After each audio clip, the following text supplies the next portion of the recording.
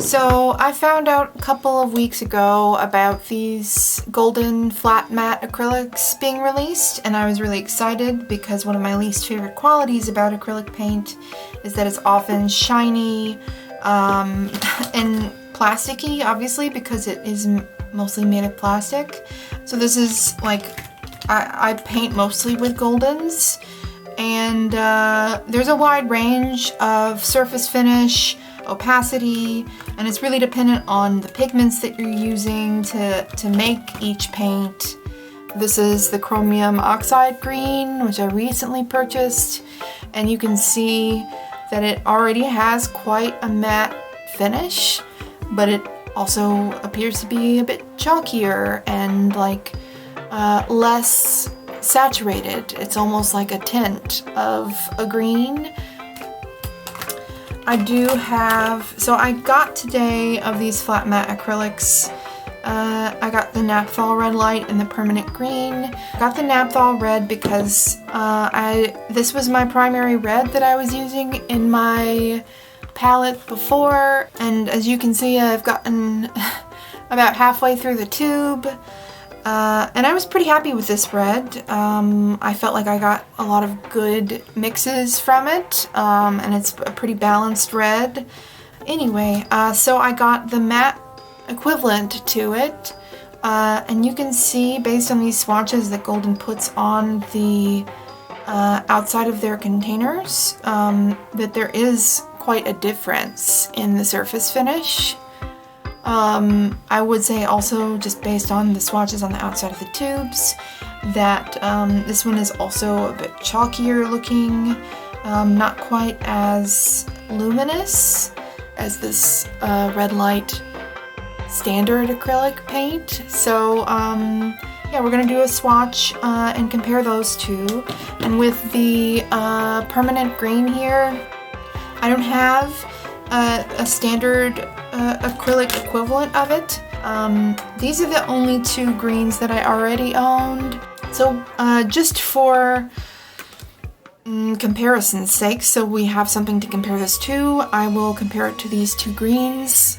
With that being said, I got this Permanent Green because this is kind of an in-between point between these two. So you've got your blue-green, you've got your very sort of yellow-green, and this is a very standard middle-of-the-road grassy green, which I paint with a lot of greens, so I need this in my palette. Yeah, let's get into it. Okay, so let's do the Naphthol Red Light first. First I'm gonna swatch this tube, which of course is like very stubbornly on. I always get to be stuck on. I've been using this like silicone ice cube tray as a palette. It was my partner's idea. It's been working okay. Obviously this particular ice cube tray is like kind of a weird shape, but it's whatever, it works. Okay, so I'm not going to mix this with any water or anything. I'm just gonna go straight out of the tube to give you guys a good swatch. Let me grab a brush. This is just a flat brush. Alright, and if anyone is curious, I'm just painting on this Canson mixed media paper, one of my favorites. Pretty, you know, good for a lot of applications and inexpensive.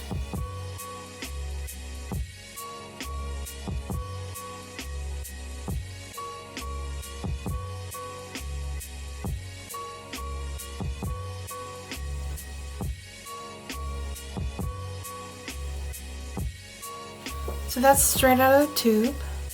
And then let's dilute it with a little bit of water. I really like using these spray bottles to add water to my palettes instead of just like dipping into whatever water receptacle I have. That gives me a lot more control. And I usually paint with my acrylics very, very thin. I don't like how they look painted on thickly. It's usually hard to get an even coat that way. So this is it diluted with some water.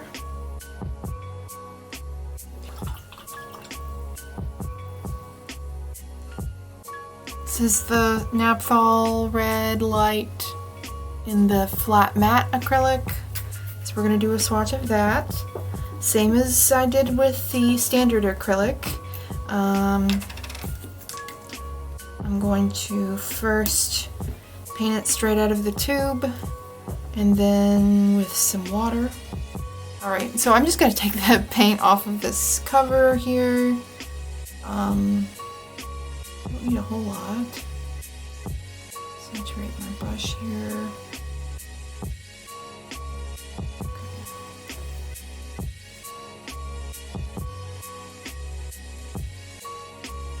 And obviously the real test here is going to be what they look like dry, because when any paint is wet, it's shiny. Clean my brush again. Since my brush is pretty wet, I'm just going to go directly on here. Obviously this is the sloppiest way I could possibly be doing this, but whatever. Okay. More water. I'll hold it over my palette just in case I drip. Okay, so that seems like a nice dilution. So let's go down here. This is a watered down matte Naphthol Red Light. Okay, I'm gonna clean my brush again.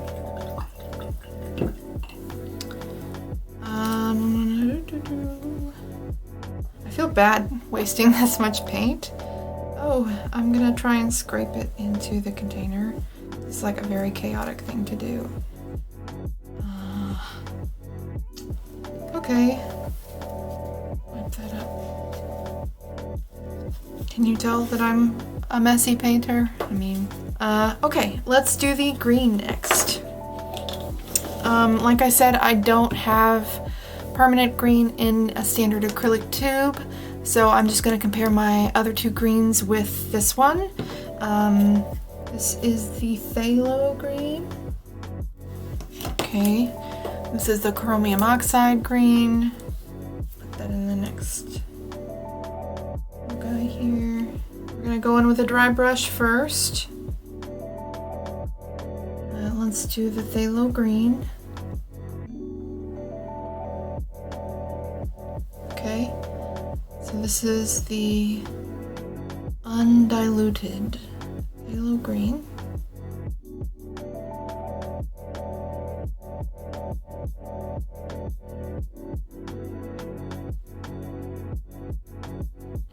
You can see better what I was talking about here. Before, it's hard to get an even coat when you don't dilute acrylic paint. Especially if you're working on paper, because it's much harder to push the paint around. So that's the undiluted phthalo green, so now we're going to add a little bit of water to it.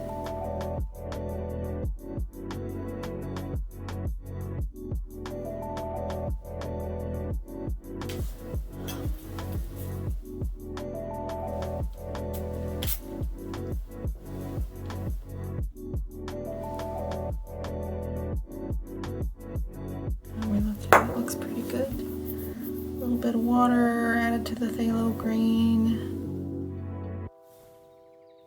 Get a little bit more paint on there.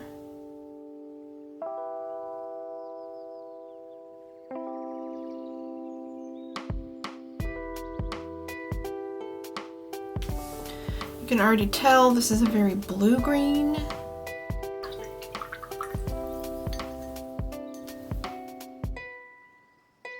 So next up we're going to do undiluted chromium oxide green, much more matte green.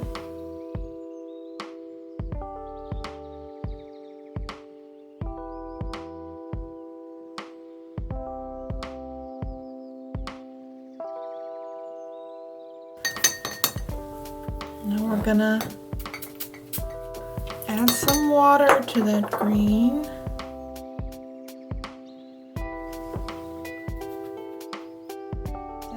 get some. Okay.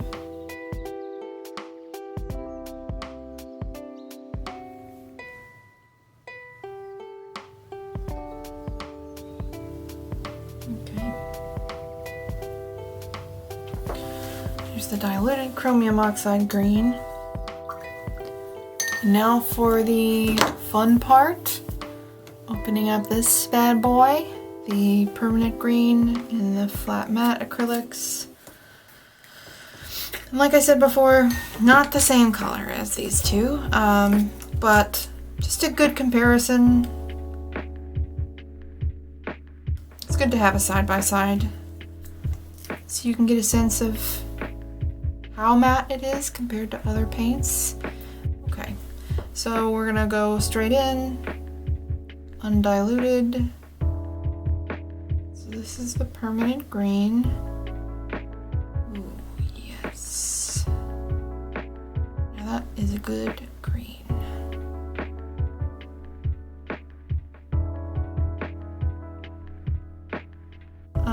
Let's just get back in here.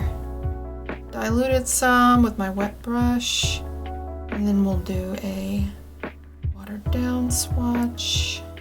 So I would, I don't own any of 𝐤𝐤𝐤𝐤𝐸's liquid acrylics just because I want the control when it comes to adding water. I don't want them to do it for me. Plus it's like a value added product, so they're more expensive, the fluid acrylics that they make. But I would say that in consistency, these are probably more comparable to their fluid acrylics. They're very liquid. You can see here it's like dripped down the side. Obviously I added a little bit of water to it, so that makes it more liquid. But yeah, not nearly as thick as the paints out of the tube. Which is probably why they are in bottles, like the fluid acrylics that they make. So I'm gonna let these dry, and then I'll hit you guys up when they do, and we'll see how they compare. And we're back. So everything's dried. I also off camera decided to paint some swatches on canvas of all of the pigments, just because I thought that it was kind of dishonest to only show you what it looked like on paper. Paper has a mattifying quality to acrylic paint already, plus a lot of people who paint with acrylic paint on canvas and not on paper. So I wanted to give a more accurate representation of what these pigments look like on various substrates. So let's look at the paper first. Like I said, paper is a bit mattifying, and just to reinforce what order we're looking at, this is the straight out of the tube naphthol red and the flat matte naphthol red, and then we have the phthalo green, chromium oxide green, and lastly this so flat matte permanent green. Let's get into comparison. I would say, like, overall, my impression of these is that maybe don't go out and replace all of your acrylic paints with these flat matte acrylics, because there are already existing paints like this chromium oxide green that are just naturally matte out of the tube. So you don't necessarily need to shell out money for this extremely specialized product that's got a pretty high markup, when you can find matte paint in normal acrylic lines. The paper, you can kind of see some of the surface qualities here. I'll also record some shots with my phone. Yeah, so the matte level on the permanent green and the chromium oxide green are fairly similar, so I think that's important to note. The phthalo green being the shiniest of the greens, but still not extremely reflective. And then if you compare the Naphthol Red Lights. This is the matte one, this is the non-matte. There is a difference in surface here. Obviously the one out of the tube is shinier. I can tell by touching it on the paper. If you rub your finger across it, this one feels almost indistinguishable from the paper. So it's definitely more matte, but I think it also is a different color, which is a little bit more apparent on the canvas swatches. These aren't straight out of the tube. They're quite diluted, as you can see, compared to my diluted swatches of the colors. But this is the Naphthol Red Light out of the tube and the Naphthol Red Light Flat Matte. And these are two totally different colors to me. Maybe it's not obvious on camera, but this one is much more blue, and this is a much more orange red. But again, this is shinier and this is more matte. You could make the switch in your palette if you wanted a more matte red, but they're not the same reds, so like you would still have variation in your normal mixtures that you're making. And then you can see with the greens here, it's the same as I said on paper. This is the shiniest, the most reflective, the most plasticky green, and the matte levels on the chromium oxide and the permanent green are pretty similar. The chromium oxide is just got a bit more of a sheen to it.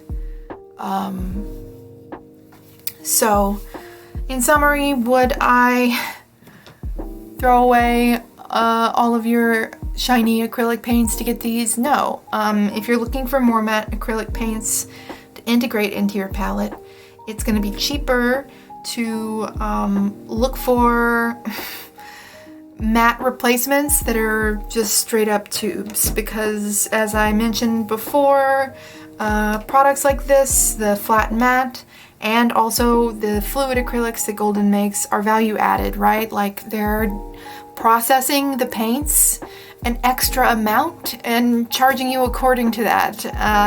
It's kind of like the difference between buying deli meat and sandwich bread or going to a grocery store's deli and buying a pre-made sandwich. Like, one of those is going to be more expensive.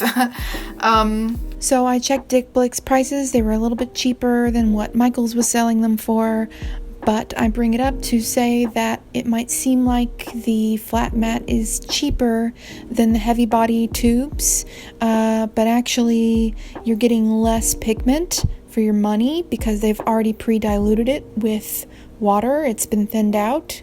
So yeah, I just wanted to put that in there. So yeah, you can seek out colors like this chromium oxide green that are just naturally more matte colors. And there are quite a few in Golden's line. I'm sure that's the case with a lot of other acrylics as well. And that's going to be cheaper than stocking up on these flat matte acrylics. I would say, you know, these are fun to play with, and I'm definitely excited I have them. But I'm not about to have these be the only acrylic paints that I paint with. They have a limited range of colors. The colors are not the same as the ones out of the tube. Yeah, it's not a replacement for out of the tube acrylics for sure. I also like to have a little bit of control over the consistency of the paint, and these are much more fluid, so I don't have that same control. These are all important things to think about. So, with all of that being said, I want to paint something. I think I'm going to, you know, put on some music for you guys to listen to and do a quick speed paint thing.